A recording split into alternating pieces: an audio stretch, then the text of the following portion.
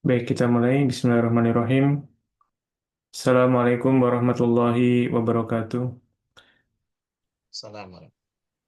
Alhamdulillahirabbil alamin wa bihi nasta'inu ala umuri dunya waddin wassalatu wassalamu ala asyrafil anbiya'i wal mursalin nabiyyina wa rasulina Muhammadin wa ala alihi wa ashabihi ajmain wa alaina ma'ahum wa fihim birahmatika ya arhamar rahimin. Rabbi shrah li sadri wa yassir li amri wahlul 'uqdatam min lisani yafqahu qawli. Allahumma alimna ma yanfa'una wanfa'na bima 'allamtana wa tawaffana muslimin wa alikna bis sholihin amma ba'd. Baik, terima kasih buat keluarga dan juga teman-teman yang hadir ya, meskipun ini orangnya mungkin juga lumayan terbatas. Tapi saya kira tidak masalah, tetap kita lanjutkan insya Allah Ta'ala. Kajian tafsir kita pada malam hari ini yang insya Allah akan membahas mulai dari surat Al-Baqarah ayat ke-30 sampai dan seterusnya. Dengan durasi kira-kira sekitar mungkin sekitar 30 sampai 50 menit ya. Eh, Terakhir kita tentunya sudah membahas sampai dengan ayat ke-29 dan sekarang kita masuk ke ayat yang ke-30. Baik, kita bacakan dulu ayatnya. A'udzubillahi minasyaitonirrajim. Wa idh qala rabbuka lil malaikati inni ja'ilun fil ardi khalifah qalu ataj'alu fiha may yufsidu fiha wa yasfikud dima' wa nahnu nusabbihu bihamdika wa nuqaddisu lak qala inni a'lamu ma la ta'lamun. Dan ingatlah ketika Rabbmu berfirman kepada para malaikat, sesungguhnya aku hendak menjadikan suatu khalifah di muka bumi. Mereka berkata, apakah engkau hendak menjadikan di bumi itu siapa atau orang yang akan membuat kerusakan padanya dan menumpahkan darah? Padahal kami senantiasa bertasbih dengan memujimu serta menyucikanmu. Allah Ta'ala berfirman, sungguhnya aku lebih mengetahui apa yang tidak kalian ketahui. Jadi kita sampai pada kelompok ayat ketiga atau himpunan ayat ketiga yang membicarakan tentang satu fase yang sangat penting dalam kisah manusia. Terkait korelasinya dengan ayat-ayat sebelumnya. Jadi kalau ayat-ayat sebelumnya itu telah menjelaskan tentang penciptaan langit, penciptaan bumi, kemudian juga pengaturan semesta. Kemudian juga pada akhir ayat ke-29 itu disebutkan bahwasanya Allah Ta'ala telah menjadikan semua hal yang ada di bumi ini, yaitu yang terutama hal yang bermanfaat di bumi, untuk kehidupan manusia. Nah, pada ayat 30 ini kemudian Allah mengisahkan tentang permulaan kisah manusia itu sendiri. Bukan dari kehidupannya di bumi, tapi dari asal penciptaannya. Yaitu ketika Allah Ta'ala menetapkan bahwasanya Allah Ta'ala akan menciptakan manusia sebagai khalifah di bumi. Terkait ayat ini, sebagaimana dijelaskan oleh Al-Hafidh Ibnu Katsir, jadi ayat ini merupakan pengabaran dari Allah Ta'ala tentang karunia-Nya kepada para manusia, yaitu Bani Adam atau anak keturunan Adam, ketika Allah Ta'ala menyebutkan manusia ini di hadapan makhluk tertinggi, yaitu para malaikat. Ketika Allah menetapkan akan menciptakan mereka, maka di sini Allah Ta'ala berfirman, dan ingatlah ketika Rabbmu berfirman kepada para malaikat, yaitu ingatlah wahai Muhammad SAW ketika Rabbmu berfirman kepada malaikat dan sampaikanlah kisah itu kepada kaummu. Hal ini sebagaimana disebutkan oleh Al-Hafidh Ibnu Katsir. Nah, terkait dengan kosakata, di sini ada kosakata malaikat ya. Ini sudah menjadi bahasa Indonesia. Atau dalam bahasa Arab, malaika. Dijelaskan oleh para ahli tafsir, di antaranya Imam At-Tabari, bahwa kata malaika ini merupakan bentuk plural, bentuk jamak.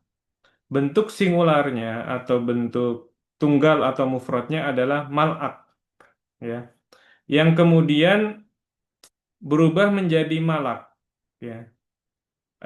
Jadi malak kemudian hamzahnya itu dihapus. Karena hamzahnya dihapus, harokatnya hamzah yang fathah itu kemudian pindah ke lam, ya, jadi malak.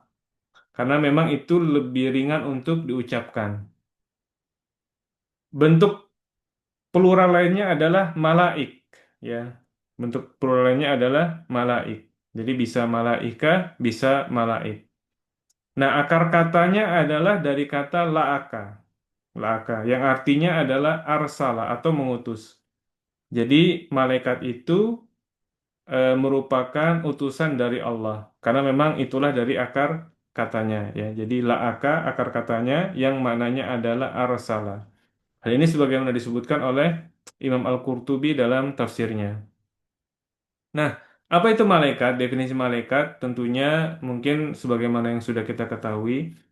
Umumnya ulama berpendapat bahwasanya yang disebut malaikat itu adalah makhluk goib yang Allah ciptakan dari cahaya, yang mereka itu memiliki akal dan pemahaman, yang mana karakter mereka adalah selalu tunduk kepada Allah Ta'ala dan selalu taat, tidak pernah membangkang. Ini adalah satu definisi umum yang disampaikan oleh para ulama. Namun memang ada juga pendapat yang lain, ya, yang disebutkan oleh Syekh Muhammad Abduh, yang mana beliau ini adalah seorang reformis, namun boleh dikatakan dia cenderung ke rasionalis begitu, ya. Jadi agak sedikit berbeda dengan murid beliau yaitu Syekh Rashid Ridho, yang mana Rashid Ridho ini lebih cenderung kepada asar, ya. Lebih cenderung untuk membahas riwayat-riwayat. Sedangkan kalau Syekh Muhammad Abduh ini kecenderungan rasionalitasnya itu lebih lebih kuat. Nah, beliau ini kurang sepaham dengan tafsir atau definisi tradisional tadi terkait dengan malaikat. Beliau punya pendapat, ya, sebagaimana dikutip oleh muridnya yaitu Syekh Rashid Ridho, dan ini juga sempat disinyalir oleh Buya Hamka dalam tafsirnya. Rashid Ridho punya tafsir namanya Al-Manar, dan ini merupakan salah satu rujukan oleh Buya Hamka sebagaimana yang pernah kita sampaikan. Nah, Rashid Ridho ini mengatakan bahwa bisa saja dipahami malaikat itu sebagai suatu kekuatan dan hukum alam. Jadi apa ya, natural force begitu, ya, kekuatan yang ada di alam ini. Nah, ini adalah satu pendapat yang mungkin, ya, kita sekedar tahu saja, ya. Adapun kalau yang mana yang kita ikuti, maka tentunya yang lebih layak kita ikuti adalah pendapat dari umumnya ulama, yang mana pendapat tersebut insya Allah lebih bersesuaian dengan eh, teks-teks Quran maupun hadis-hadis yang bicara tentang malaikat. Nah, ini terkait dengan masalah definisi dari malaikat. Kemudian yang berikutnya adalah terkait dengan kata khalifah. Apa yang dimaksud dengan khalifah? Al-Hafidz Ibnu Katsir dalam tafsirnya menjelaskan bahwasanya yang dimaksud dengan khalifah di sini adalah satu kaum yang saling menggantikan satu sama lain, saling melakukan regenerasi dari satu generasi ke generasi yang lain. Hal ini sebagaimana firman Allah Ta'ala diantaranya adalah dalam surat Maryam ayat ke-59. Allah Ta'ala berfirman, فَخَلَفَ مِنْ بَعْدِهِمْ خَلْفٌ أَضَاعُوا الصَّلَاةَ وَاتَّبَعُوا الشَّهَوَاتِ فَسَوْفَ يَلْقَوْنَ غَيًّا. Maka datanglah setelah mereka generasi penerus yang menyia-nyiakan salat dan mengikuti hawa nafsu. Maka kelak mereka akan menemui kesesatan yang parah. Ya. Jadi intinya adalah khalifah itu adalah sekali lagi satu kaum yang saling menggantikan antara satu sama lain. Ketika satu generasi manusia itu hilang, maka digantikan oleh generasi yang lain. Karena itu pula disebutkan seperti misalnya istilah Khulafaur Rasyidin. Mereka itu adalah saling menggantikan satu sama lain. Atau kadang juga disebut sebagai Khulafaur Rasul, ya. Jadi mereka menggantikan Rasulullah SAW, tentunya bukan sebagai nabi, tapi memberikan kepemimpinan terhadap umat Islam.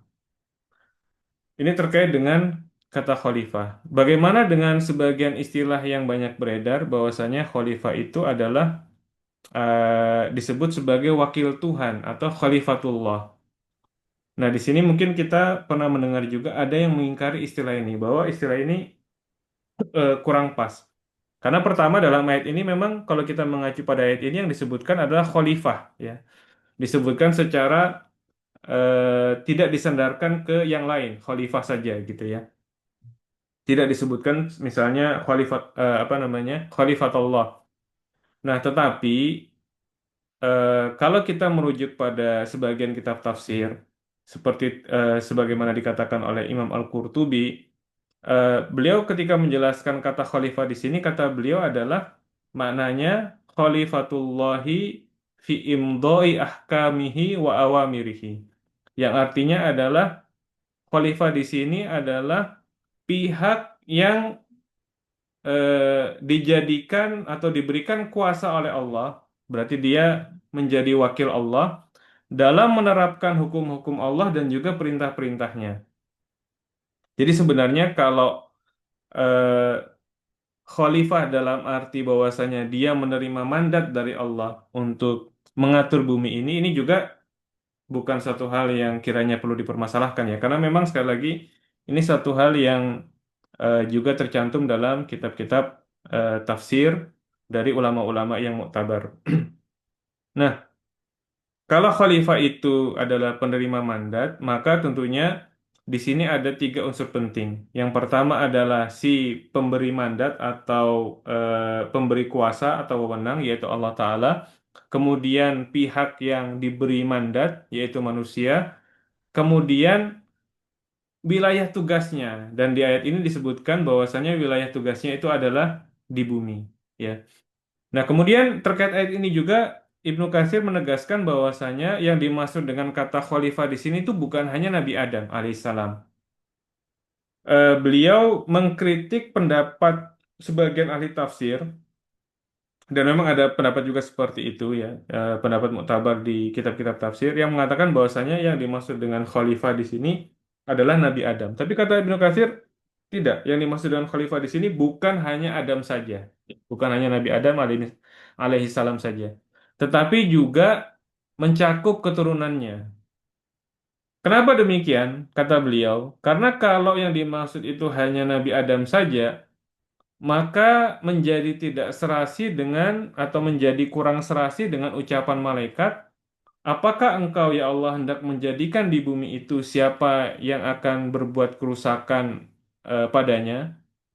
Eh, Tentu yang melakukan kerusakan di sini bukanlah Nabi Adam, melainkan keturunan dari Nabi Adam. Jadi kata khalifah di sini lebih luas dibandingkan Nabi Adam, yaitu mencakup juga keturunan beliau.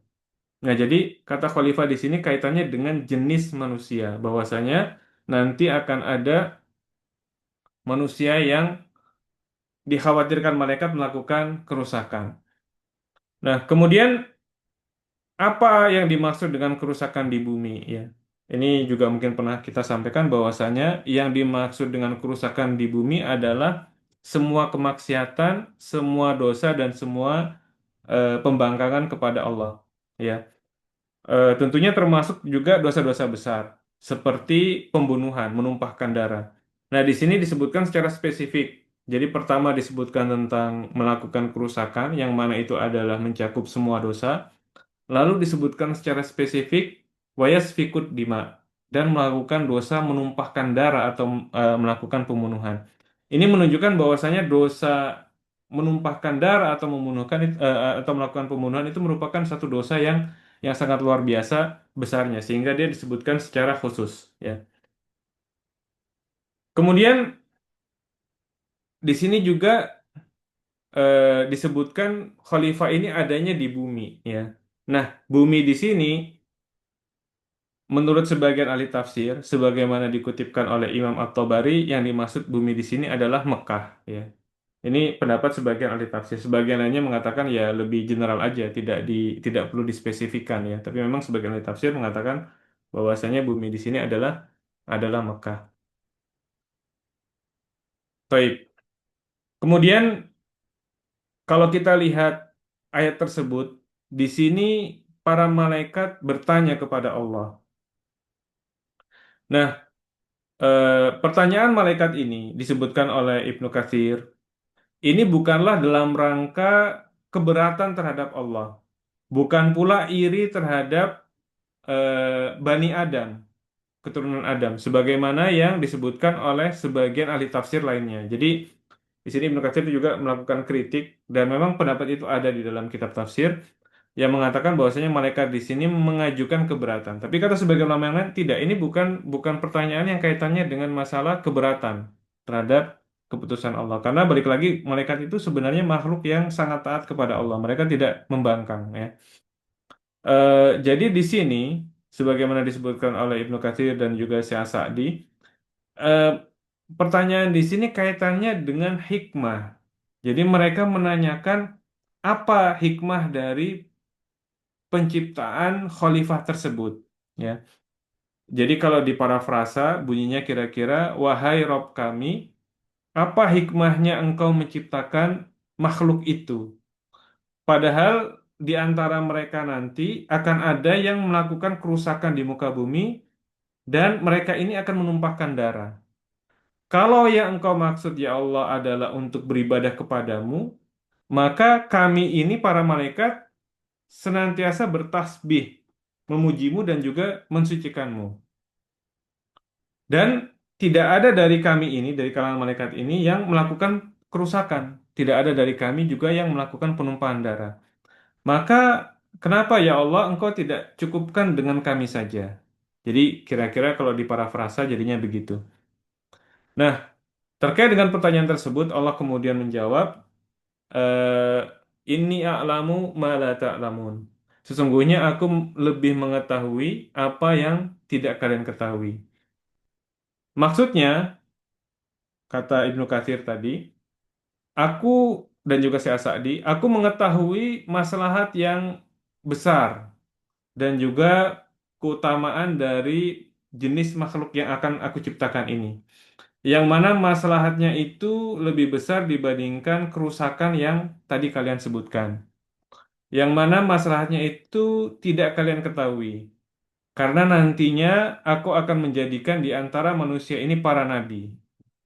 Kemudian juga para rasul. Kemudian ada juga di antara mereka ini kalangan siddiqin, juga kalangan syuhada, dan juga orang-orang soleh. Begitu pula ahli ibadah, dan juga para wali-waliku, para wali-wali Allah. Begitu juga di antara mereka ini akan ada para ulama yang mereka menyebarkan ilmu. Dan juga orang yang beribadah dengan mengikuti Allah Ta'ala. Nah ini adalah hikmah yang di dalam ayat ini belum Allah sampaikan ya, tidak Allah sampaikan. Tapi intinya adalah ini adalah pertanyaan kaitannya dengan hikmah. Dan di antara hikmahnya juga, sebagaimana disebutkan oleh Syekh Sa'di, hikmah di antara hikmah penciptaan manusia itu adalah dengan adanya manusia akan tersingkap karakter asli yang tersembunyi dari iblis. Jadi tadi iblis itu baik-baik saja di antara para malaikat, meskipun dia bukan bukan diciptakan dari cahaya ya, eh, apa namanya? Dia diciptakan dari api. Dia jin yang diciptakan dari api, tapi dia di kalangan malaikat. Dan sebelum ada manusia dia baik-baik saja. Karakter buruk dari iblis itu belum tersingkap. Karena di antara hikmah diciptakannya manusia, sebagaimana disampaikan oleh Syekh Sa'di tadi, karakter asli yang buruk dari iblis itu akhirnya terungkap. Kemudian pertanyaannya adalah dari mana malaikat itu kok bisa menyimpulkan bahwasanya manusia ini nanti akan berbuat kerusakan di muka bumi? Dari mana mereka tahu? Nah, di sini ada sedikit perbedaan di kalangan para ahli tafsir ya. Ada beberapa pendapat. Yang populer di antaranya itu dua. Yang pertama adalah malaikat itu tahu karena memang malaikat ini mereka memiliki akal, mereka bisa memahami ya. Jadi dalam pengetahuan mereka eh, Allah telah menjelaskan kepada mereka bahwasanya makhluk manusia ini atau khalifah ini diciptakan dari saripati tanah. Dan dengan pengetahuan tersebut para malaikat berasumsi bahwasanya kalau dari saripati tanah, eh, ini ada potensi dia akan melakukan pengerusakan-perusakan karena malaikat sendiri diciptakan dari cahaya. Ini yang pertama. Kemudian ada juga yang menafsirkan bahwasanya karena sudah ada preseden sebelumnya. Karena sebelumnya itu bumi sudah dihuni oleh makhluk sebelum manusia, yaitu dari kalangan bangsa jin. Ya, dari kalangan bangsa jin. Mereka ini kemudian melakukan kerusakan, mereka melakukan pembunuhan ya antara mereka, dan karena mereka melakukan pembangkangan dan kerusakan tersebut, kemudian Allah mengutus malaikat yang dipimpin oleh iblis. Jadi iblis ini masih pada saat itu masih baik-baik saja ya. Ini juga bisa jadi membuat iblis ini, kalau berdasarkan kisah ini ya, ini kemudian iblis bisa menjadi sombong karena dia menjadi eh, pimpinannya dari malaikat ya, berdasarkan cerita tersebut. Kemudian Allah utus iblis bersama para malaikat yang para jin ini kemudian dihabisi, di di apa namanya, di di ditumpas begitu ya, dihilangkan. Nah, ini adalah tafsiran yang kedua. Tapi intinya adalah tadi, malaikat tahu either dari saripati manusia atau dari memang sudah ada kejadian sebelumnya, yaitu jin. Nah, ketika Allah mengatakan khalifah, yang mana tadi sudah kita artikan khalifah itu adalah menggantikan satu sama lain, karena yang digantikan ini adalah jin yang mereka tadinya melakukan kerusakan, maka dikhawatirkan dia akan melakukan kerusakan yang serupa. Ya. Em, saya kira begitu ya. Jadi itu sebabnya para malaikat itu kemudian bertanya demikian ya, bertanya eh, kenapa diciptakan khalifah yang nantinya melakukan kerusakan. Nah, terkait dengan khalifah ini juga, eh, kita tidak akan bahas di sini, tapi kalau kita merujuk misalnya di tafsir Al-Qurtubi, di situ beliau menjelaskan bahwasanya ayat ini merupakan acuan utama kaitannya dengan masalah pengangkatan imam dan khalifah, pengangkatan pemimpin tertinggi. Kemudian di situ beliau menyebutkan tentang panjang sekali tentang syarat-syaratnya, tentang bagaimana sikap terhadap pemimpin dan seterusnya ya. Tentunya ini agak sedikit keluar, tapi memang kalau Imam Al-Qurtubi itu memang tafsirnya kan berkaitan dengan hukum-hukum. Jadi beliau kemudian menggali hukum-hukum seputar imamah dan juga khalifah. Nah, kemudian kita lanjutkan. Di sini para malaikat itu dalam pertanyaannya menyebutkan bahwasanya wanahnu wanahnu, ini kok gak kemasuk ya.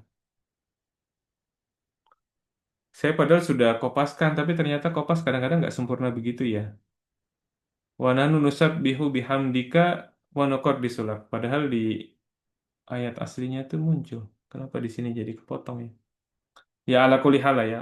Wanahnu nusabbihu bihamdika wa nuqaddisulak. Padahal kami senantiasa bertasbih dengan padahal kami senantiasa apa namanya, bertasbih dengan memujimu dan juga menyucikanmu.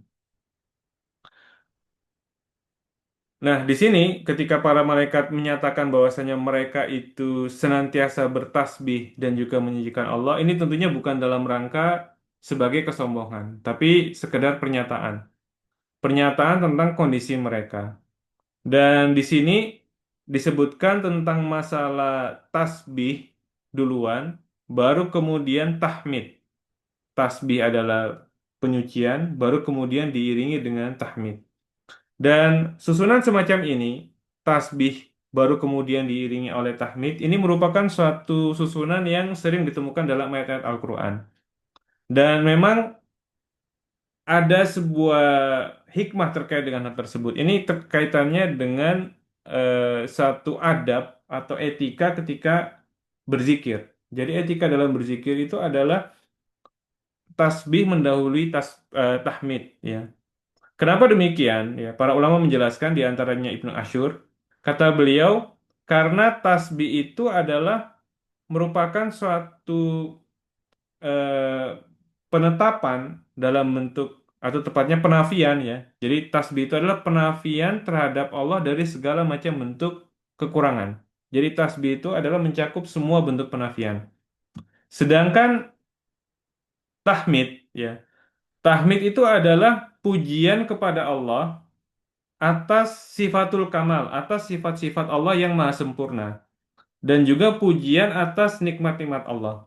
Jadi kalau tasbih itu kaitannya dengan zat Allah, maka tahmid itu kaitannya dengan Allah dan juga hamba, ya, bahwa Allah memiliki sifat-sifat yang sempurna, bahwa hamba itu memujinya karena dia mendapatkan nikmat dari Allah.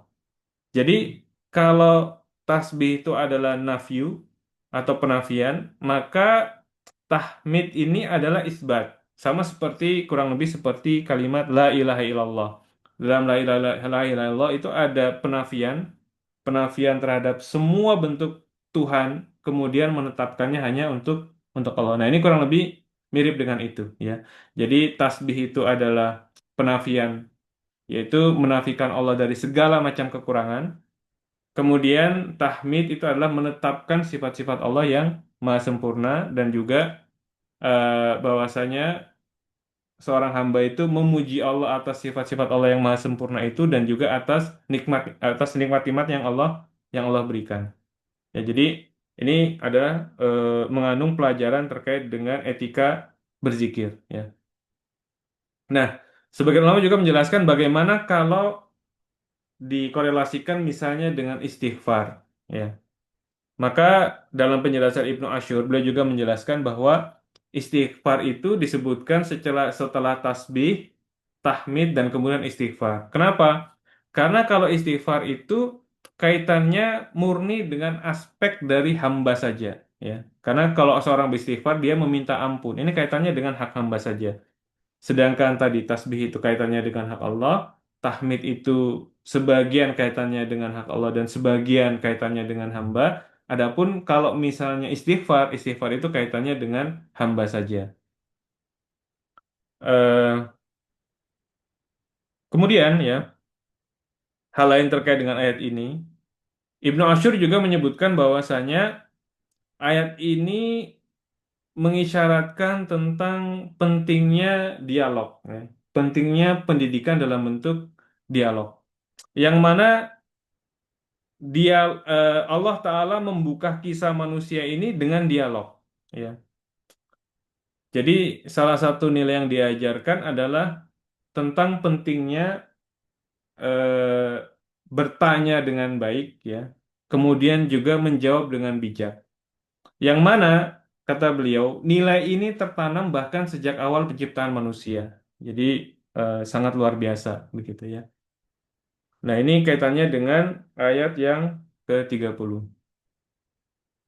Saya kira jelas, ya. Kita lanjut ke ayat yang selanjutnya, ayat yang ke-30, 31, 32. Ini dijadikan satu. Baik, kita lanjutkan. Qala Allah Ta'ala wa 'allama Adama al-asma'a kullaha thumma 'aradahum 'alal malaikah faqala anbi'uni bi asma'i haula'i in kuntum shadiqin qalu subhanaka la 'ilma lana illa ma 'allamtana innaka antal alimul hakim. Dan Allah Ta'ala mengajarkan kepada Adam nama-nama benda seluruhnya. Kemudian Allah memaparkannya atau mengemukakannya kepada para malaikat. Faqala, kemudian Allah berfirman, Ambi'uni bi asma'i haula'i in kuntum shadiqin. Sebutkanlah kepadaku nama-nama benda itu jika kamu adalah orang-orang yang benar. Qalu, para malaikat pun menjawab, Subhanaka la ilma lana illa ma 'allamtana innaka antal alimul hakim. Para malaikat menjawab, Maha suci Engkau ya Allah, tiada pengetahuan bagi kami selain dari apa yang telah Engkau ajarkan kepada kami. Sesungguhnya Engkau dan hanya Engkaulah yang Maha mengetahui lagi Maha bijaksana.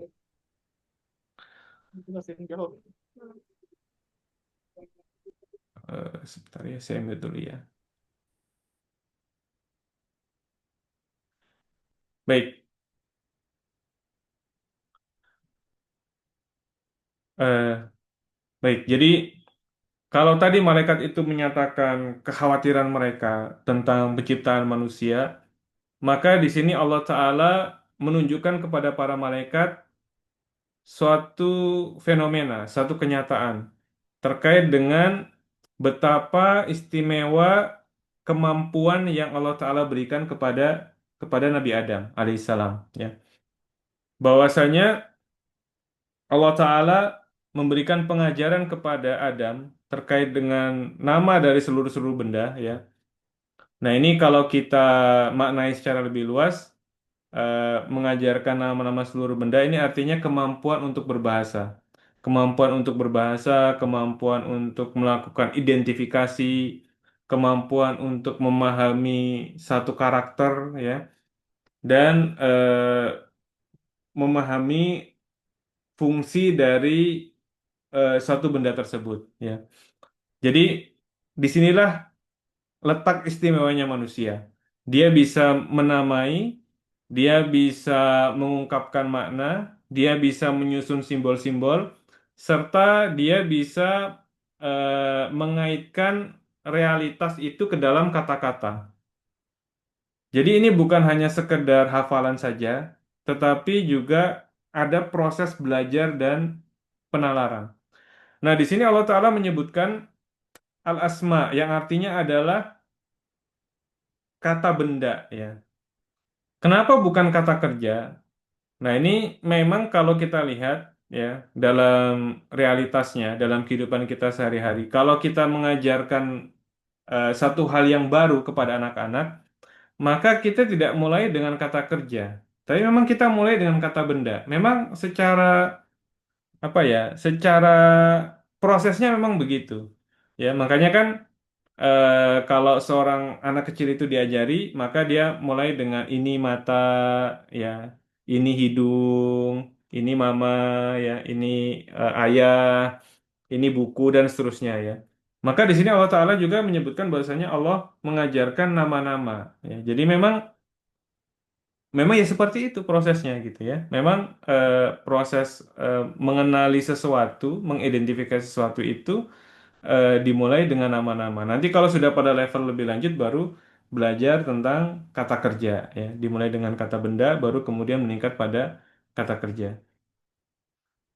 Pada intinya adalah ayat ini menunjukkan bahwasanya proses pendidikan itu eh, pendidikan manusia ya itu mulai dari bahasa ya, dimulai dari bahasa, dimulai dari mengenali dunia ya, mengenali yang ada di sekitar kita. Nah, kemudian dalam ayat ini Allah Ta'ala menyebutkan bahwasanya Allah kemudian menghadapkan benda-benda tersebut kepada para malaikat, kemudian Allah berkata, coba sebutkan kepadaku nama benda-benda ini jika kamu benar ya. Benar dalam hal apa? Ya, benar di sini adalah benar dalam eh, dugaan mereka, karena di awal tadi di ayat sebelumnya mereka menduga bahwasanya yang lebih berhak menjadi khalifah itu adalah ya para malaikat tadi. Kenapa mereka berhak menjadi khalifah? Karena tadi mereka senantiasa bertasbih dan juga bertahmid kepada Allah. Nah, di sini Allah Ta'ala intinya mengajarkan bahwasanya keutamaan itu bukan hanya sekedar tasbih dan tahmid, tapi juga yang tidak kalah pentingnya adalah ilmu gitu ya. Dan ilmu ini yang tidak dimiliki oleh para malaikat. Dan setelah demikian ya, setelah peristiwa tersebut, para malaikat kemudian langsung menyatakan ya, eh, para malaikat mengatakan, qalu subhanaka la ilma lana illa ma 'allamtana. Maha suci Engkau ya Allah, kami tidak mengetahui kecuali apa yang telah Engkau ajarkan kepada kami. Sesungguhnya hanya Engkaulah yang Maha mengetahui lagi Maha bijaksana. Nah, di sini para malaikat itu tidak hanya mengakui keterbatasan pengetahuan mereka, bahwasanya mereka itu tidak tahu begitu ya. Tapi para malaikat ini juga menyucikan Allah dari segala kekurangan. Karena ya hanya Dia semata, hanya Allah semata, Sang Maha Pencipta yang maha sempurna. Adapun makhluk ya memang memiliki keterbatasan. Nah, di sini mereka juga menyebutkan satu frasa, innaka antal alimul hakim. Ya. Eh, Secara retorika Arab ini menarik ya. Karena di sini disebutkan ada dua kata dalam satu kalimat, innaka anta. Dan di sini kalau kita mengacu pada retorika Arab, ini ada dua unsur, yaitu unsur takkid atau penegasan, sekaligus taksis ya, atau pengkhususan. Jadi ada penegasan juga, tapi juga ada pengkhususan. Yang sederhananya kalau kita artikan adalah eh, sesungguhnya engkau, ya Allah, dan hanya engkau. Ya, jadi sesungguhnya engkau dan hanya engkau saja yang maha mengetahui lagi maha bijaksana. Nah, kalau kita bedah lebih lanjut, kata al-alim ini berasal dari kata ilmu. Apa itu ilmu? Ilmu artinya adalah mengetahui segala sesuatu sebagaimana hakikatnya. Ya, jadi eh, itu definisi ilmu dalam bahasa Arab. Dan sebagian ulama itu menyatakan bahwasanya kata ilmu ini adalah satu kata yang khas. Ya, jadi dia kurang pas kalau diterjemahkan dengan science, karena ilmu itu tidak mesti kaitannya dengan sains. Sebagian sains itu masih sifatnya spekulatif. Kalau ilmu itu tidak hanya spekulatif, itu yang pertama. Kemudian yang kedua, ilmu itu bukan hanya sekedar knowledge, bukan hanya sekedar tahu, tapi dia ada efeknya. Ada efek bagi orang yang memiliki ilmu tersebut. Makanya Allah Ta'ala mengatakan, Innama yakhsyallaha min ibadihi al-ulama. Sesungguhnya yang takut kepada Allah di kalangan para hambanya adalah ulama, orang-orang yang berilmu. Jadi ilmu itu ada efeknya, bukan hanya sekedar tahu saja. Makanya sebagian ulama mengatakan bahwasanya ilmu ini adalah satu kata khusus yang tidak memiliki padanan dalam bahasa yang lain. Makanya kalau ilmu diterjemahkan, maka semestinya ilmu diterjemahkan ilmu. Dia tidak diterjemahkan sebagai knowledge, dia tidak diterjemahkan sebagai science. Ini kaitannya dengan ilmu. Nah, di sini al-alim artinya Allah Ta'ala itu maha mengetahui, maha berilmu, ya. Tadi sudah kita sampaikan bahwasanya ilmu itu adalah mengetahui sesuatu sebagaimana hakikatnya. Jadi kalau apa menduga-duga saja itu bukan ilmu, ya. Itu bukan termasuk ilmu. Jadi ilmu dalam bahasa itu mengandung unsur kepastian. Ya, jadi dia mengetahui sesuatu secara pasti dan sesuai dengan hakikatnya.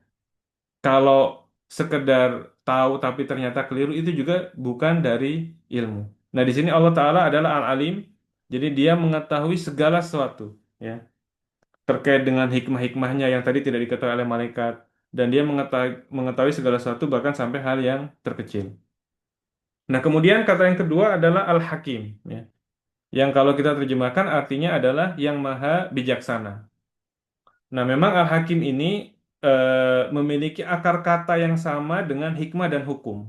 Ya, hikmah, hukum, Al-Hakim itu memiliki akar kata yang sama. Apa yang dimaksud dengan kata hikmah? Ya, kata hikmah itu artinya adalah memiliki kemampuan, ya, untuk melakukan suatu tindakan terbaik sesuai dengan tujuan dan kondisi. Saya ulangi, hikmah itu artinya adalah kemampuan untuk melakukan suatu keputusan terbaik sesuai dengan tujuan dan kondisi. Nah, makanya dalam dalam penggunaan bahasa selanjutnya, ya, orang yang yang ahli dalam memilih dan mengatur, ya, dalam membuat keputusan terbaik itu disebut sebagai hakim, ya, hakim. Hakim ini ya lagi-lagi kalau dalam bahasa Arab artinya adalah bijaksana. Nah, kemudian hal lainnya juga yang dimaksud dengan hikmah itu adalah eh, pengetahuan atau prinsip untuk mencegah bahaya dan juga mendatangkan kemaslahatan. Saya ulangi, jadi hikmah dalam bahasa Arab juga bermakna eh, suatu pengetahuan untuk mencegah mudorot, ya, mencegah bahaya dan juga mendatangkan kemaslahatan. Makanya kaitannya dengan akar kata tadi dalam bahasa Arab juga ada kata hakamah. Apa arti kata hakamah? Hakamah artinya adalah tali kekang. Tali kekang supaya apa? Tali kekang tentunya digunakan untuk mengendalikan hewan supaya dia terarah, supaya dia tidak liar, ya. Jadi intinya hikmah itu adalah kekuatan untuk menuntun, ya, kemampuan untuk menuntun. Jadi di sini Allah Ta'ala adalah Sang Maha mengetahui segala sesuatu dan Allah juga yang Maha menuntun, ya, Maha menuntun terhadap para hambanya. Kemudian di sini para malaikat tidak sekedar menjawab, kami tidak tahu, tetapi para malaikat mendahulinya dengan penyucian kepada Allah. Ya, ini termasuk bagian dari adab. Ya. Jadi ketika seseorang itu mengakui kelemahan dirinya, maka sejogjanya didahului dengan pengagungan terhadap Allah yang Maha Mencipta. Bahwasanya memang manusia itu terbatas dan di sana hanya Allah saja yang Maha Mencipta, yang bebas dari segala segala keterbatasan dan segala kekurangan. Ya. Kemudian kata sebagian ahli tafsir ini juga bisa dimaknai sebagai bentuk penyesalan yang halus, ya. Karena sebelumnya malaikat telah bertanya. Jadi seolah-olah ini merupakan bentuk penyesalan. Dan mungkin ketika kita membaca ayat ini kita juga bisa merasakan hal tersebut. Nah, kemudian teman-teman sekalian di sini disebutkan Allah Ta'ala mengajarkan kepada Nabi Adam alaihissalam tentang nama-nama, ya. Nah, bagaimana proses pengajaran tersebut? Di sini ada dua pendapat di kalangan para ahli tafsir. Yang pertama adalah Allah Ta'ala mengajarkan nama-nama tersebut secara langsung. Ya, jadi mengajarkan nama-nama benda, menunjukkan benda-benda, kemudian mengajarkan sekaligus dengan nama-namanya. Ini pendapat yang pertama. Jadi pendapat pertama ini adalah Nabi Adam itu diajarkan dengan cara didikte. Nah, pendapat yang kedua ya mengatakan bahwasanya tidak demikian. Allah Ta'ala mengajarkan itu dengan cara memberikan ilham kepada Nabi Adam. Untuk Nabi Adam sendiri yang menamai benda-benda tersebut. Jadi Nabi Adam itu diberikan ilham, diberikan potensi, tentunya manusia itu diberikan akal, yang dengan hal tersebut Adam itu bisa memberikan nama atas atas benda-benda yang ada. Dan sebagian ahli tafsir mengatakan bahwasanya pendapat kedua ini yang lebih baik, ya, yang lebih oke. Kenapa? Karena memang yang namanya pengajaran itu tidak harus dalam bentuk dikte. Ya, kadang pendidikan yang baik itu ya dengan mengembangkan potensi, ya, dengan potensi sehingga potensi tersebut tumbuh dan juga menghasilkan. Ya. Jadi tidak hanya dengan cara didikte atau dengan cara disuap. Tapi intinya lagi-lagi ini adalah ada dua pendapat di kalangan para ahli tafsir. Yang jelas intinya manusia itu memang punya kemampuan seperti itu. Dia bisa menyusun simbol, dia bisa memahami, ya, dia bisa mengaitkan satu realita dengan realita yang lain, ya. Satu pengetahuan dengan pengetahuan yang lain, satu benda dengan benda yang lain, yang apa namanya? Inilah ilmu begitu, ya. Dan inilah yang menjadi dasar dari manusia itu mengembangkan peradabannya. Manusia itu mengembangkan pengetahuannya. Kemudian terkait ayat tadi juga, ya, di situ Allah Ta'ala mengatakan summa aradahum, ya.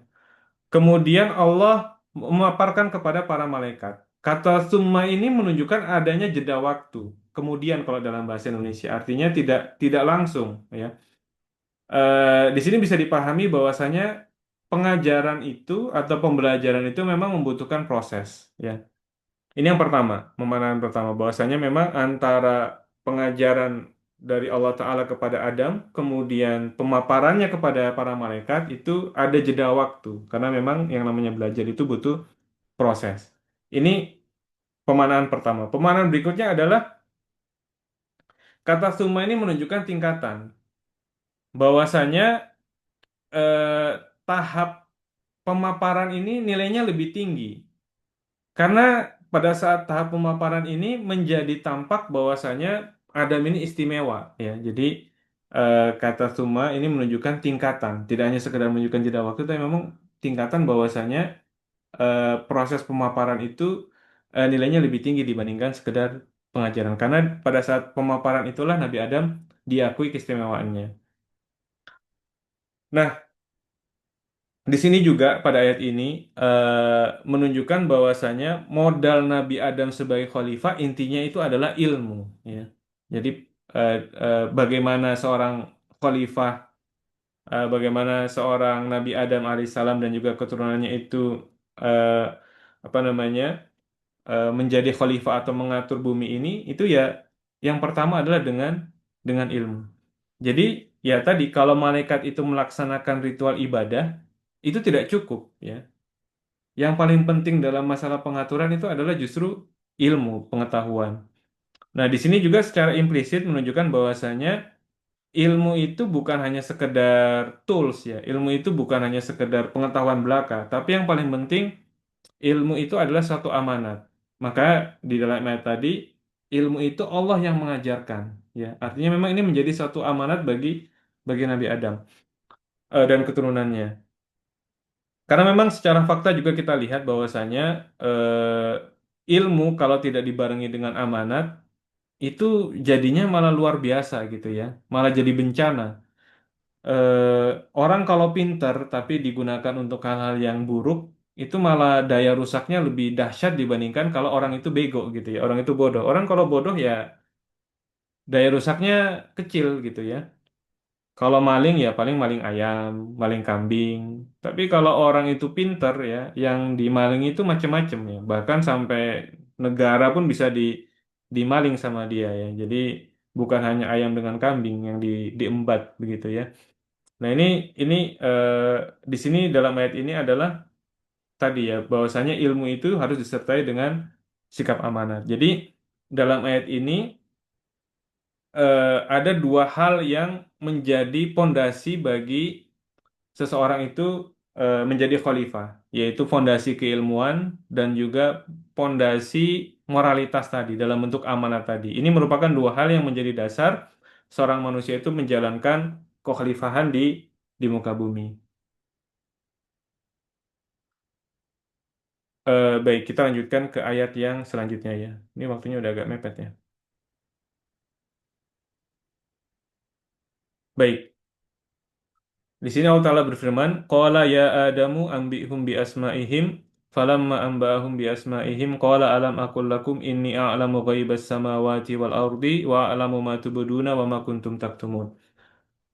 Allah Ta'ala berfirman, wahai Adam, beritahukanlah kepada mereka, kepada para malaikat, nama-nama benda tadi. Maka setelah Nabi Adam memberitahukan kepada para malaikat nama benda-benda tersebut, Allah Ta'ala berfirman, bukankah sudah kukatakan kepada kalian bahwasanya aku mengetahui rahasia langit dan bumi, dan aku mengetahui apa yang kamu tampakkan dan apa yang kamu sembunyikan.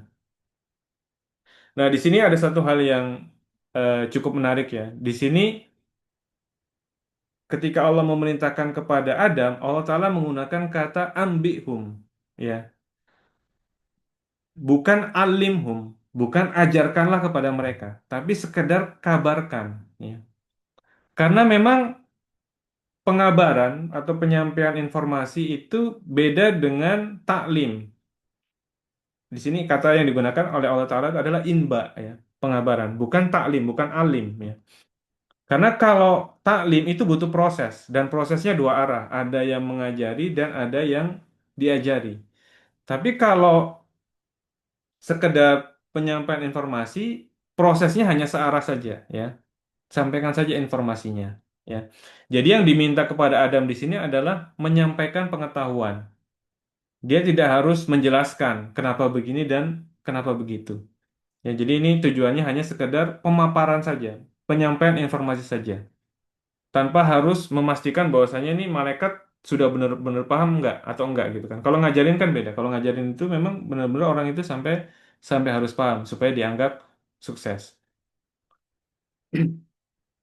Karena memang tujuannya tadi hanya menunjukkan bahwasanya Adam itu istimewa.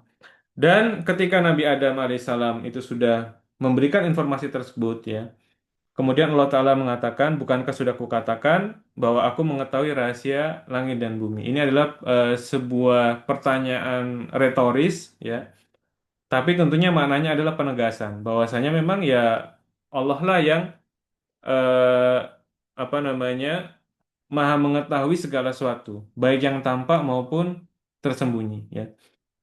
Jadi ketika di sini dalam ayat ini disebutkan ghaibas samawati wal ard, maka ini mencakup semua hal, ya.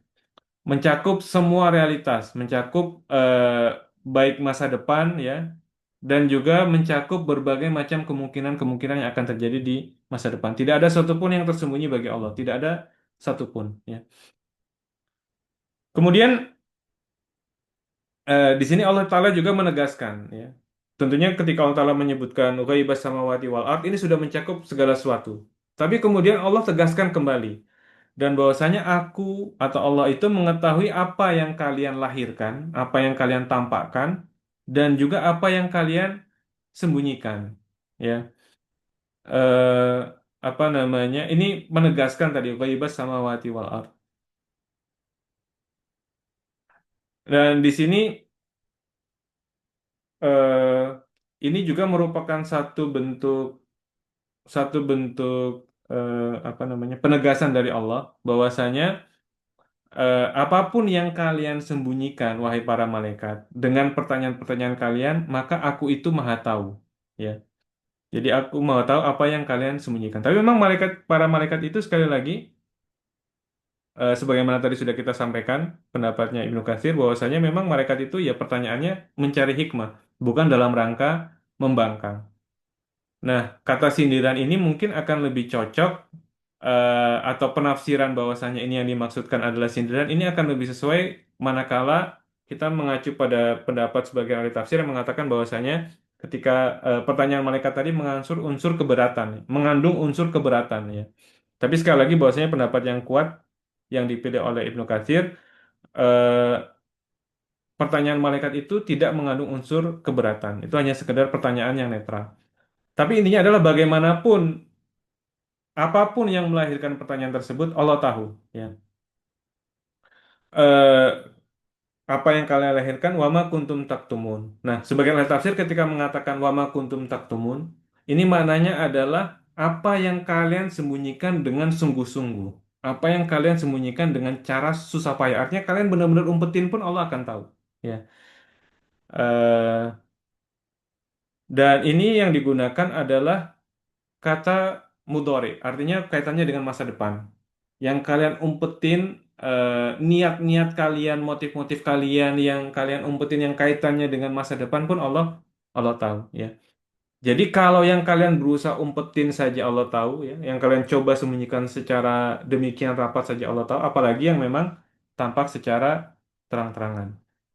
Ini saya kira yang bisa kita bahas kaitannya dengan surat Al-Baqarah dari ayat 30 sampai 33, ya. Saya kira waktunya juga sudah hampir habis. Sebelum masuk ke sesi tanya jawab, kita pause dulu sementara. Wassalamualaikum wasallam ala nabiyina Muhammadin wa ala alihi wa ashabi ajmain wa akhiru da'wana alhamdulillahi rabbil alamin. Baik, saya stop recording dulu, ya.